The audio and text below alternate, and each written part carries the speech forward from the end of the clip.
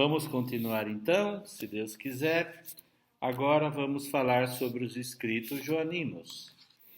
O quarto evangelho é possivelmente o mais implícito do que concerne a doutrina trinitária.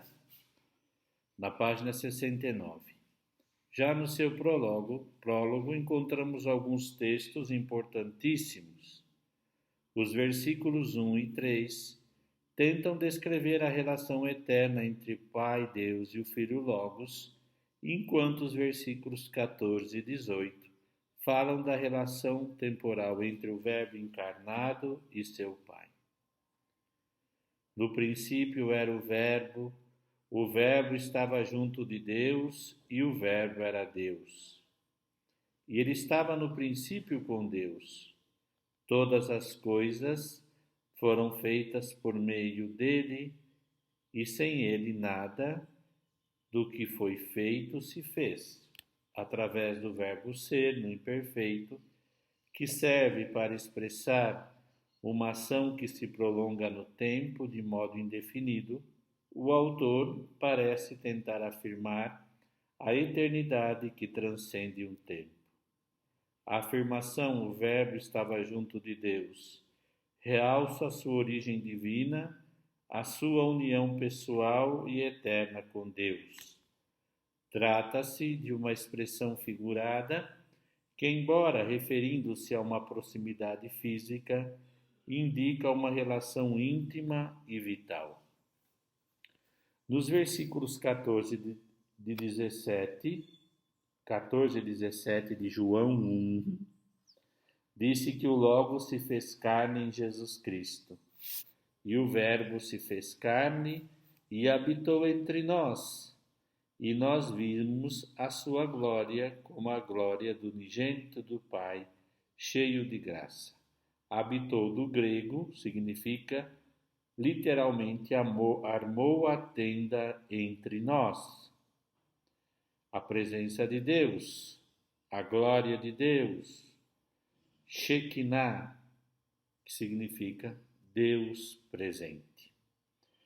O versículo 1:18, ninguém jamais viu a Deus. O Deus unigênito, que está no seio do Pai, é que o revelou.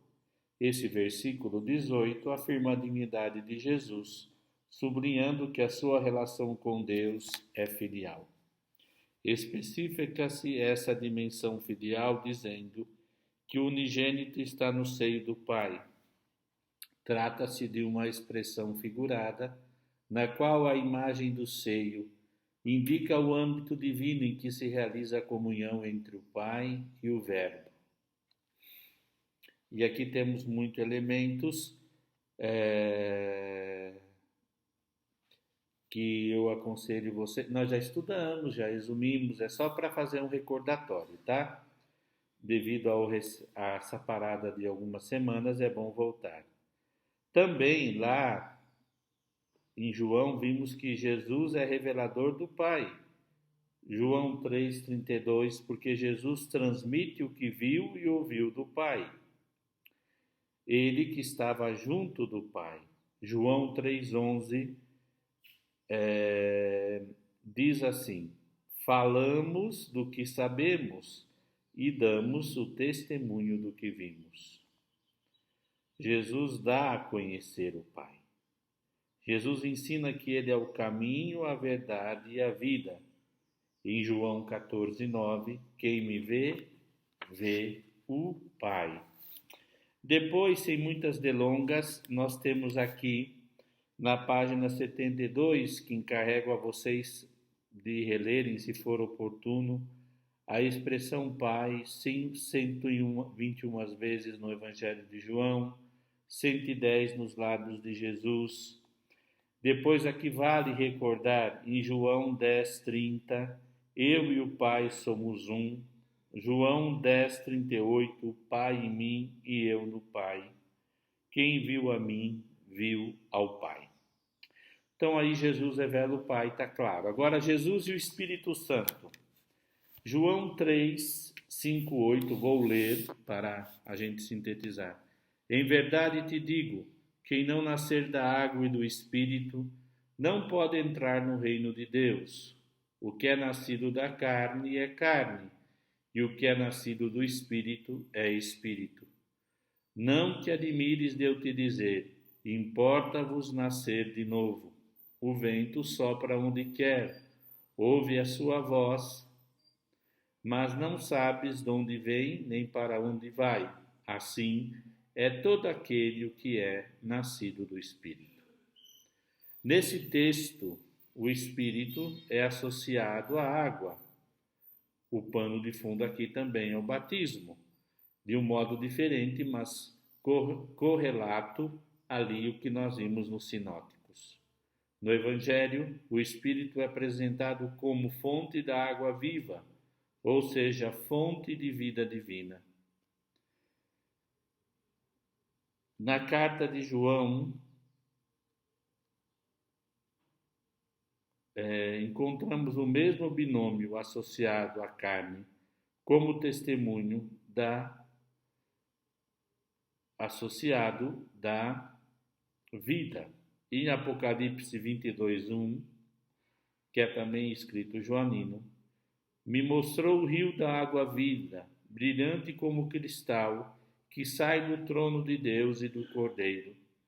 Esse texto parece referir-se ao Espírito Santo que procede do Pai e do Filho.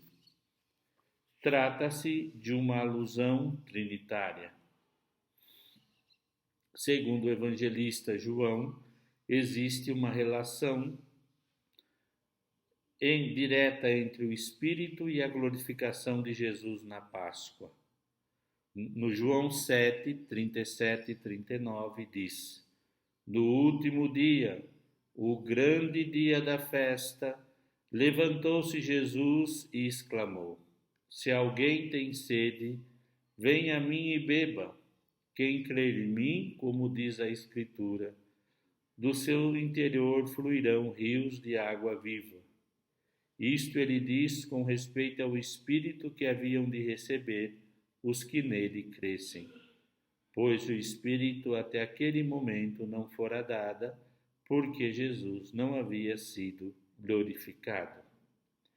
E ao descrever a morte de Jesus, João 19:30, João utiliza uma expressão insólita: inclinando a cabeça, entregou paredoquém, o Espírito. Congar diz que seria uma dupla intenção de João usar esta palavra, esta expressão. Descreve o último suspiro de Jesus, mas também mostra como Jesus, por sua morte, voluntariamente entrega, transmite o seu espírito à igreja nascente, aos pés da sua cruz. Isso fica claro quando a gente vê, logo em seguida, que do lado aberto de Jesus correu sangue e água, não é? João 19:34. Os escolásticos, mas também os padres, interpretam a água como símbolo do batismo e o sangue como da Eucaristia. Em João 20:21-33, o ressuscitado, depois de ter comunicado o seu shalom, a paz, aos apóstolos, soprou sobre eles e insuflou o Espírito.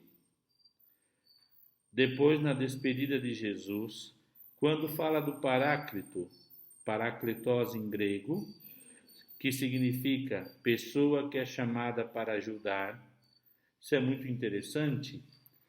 Paráclito, no grego koiné antigo, não é advogado, defensor, é também, mas o sentido original primeiro, que é o mais importante, é ajuda, auxiliador.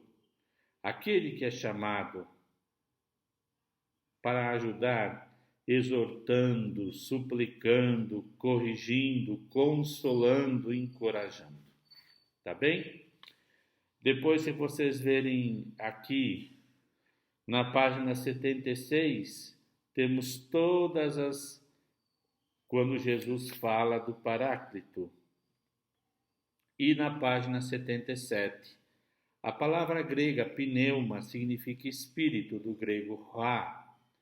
Por isso o Evangelho, em alguns momentos, parece jogar com esse duplo significado: vento, sopro, espírito, pneuma.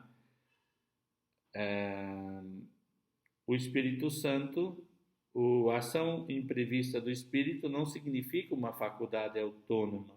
O Espírito Santo torna presente a obra e a pessoa de Cristo. E em João 14, 26, a sua missão é recordar aos discípulos todas as palavras de Jesus. Recordar quer dizer trazer ao coração, relembrar. E o Espírito Santo não é somente uma força divina, mas possui um caráter pessoal. A sua personalidade se mostra no fato de que, apesar de a palavra espírito em grego ser neutra, tupneuma, o pronome se refere ao substantivo espírito. É sempre um pronome pessoal masculino, aikenos. Então, aqui, em linhas gerais, nós já vimos aqui o João. Eu gostaria, repito mais uma vez, que vocês pudessem, por gentileza, dar uma vista aqui em João, nessas seguintes gráficos, textos da página 72, que falam as expressões em relação a Jesus e o Pai, e o que Jesus fala do Espírito Santo na página 76 e 77. Eu acho que resume bem, São muitas nuances que aqui nós não precisamos precisar, que nós já estudamos, já meditamos, refletimos, até fizemos uma espécie, muitas vezes juntos, uma aplicação teológica espiritual, e penso que isso já basta, não é mesmo? Mais um intervalozinho para separar temas. No próximo capítulo, depois do intervalo da água, nós falaremos sobre os escritos paulinos, tá bom? Escritos joaninos estão aqui mais ou menos elencados em síntese, tá bom? Aqui não entrei em detalhes nas cartas, no Apocalipse, só de en passant, sabendo que aqui o importante é seguir um pouco a ordem do autor. Mas, como eu sempre digo, nós estamos abertos a perguntas, considerações, sabendo também, que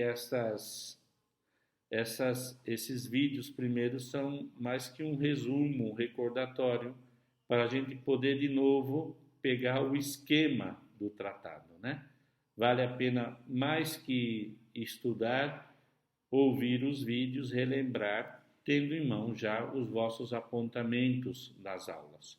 Mas nós não poderíamos continuar falando sobre o desenvolvimento do dogma trinitário sem fazer essas lembranças, recordar, trazer ao coração e à mente. Até já!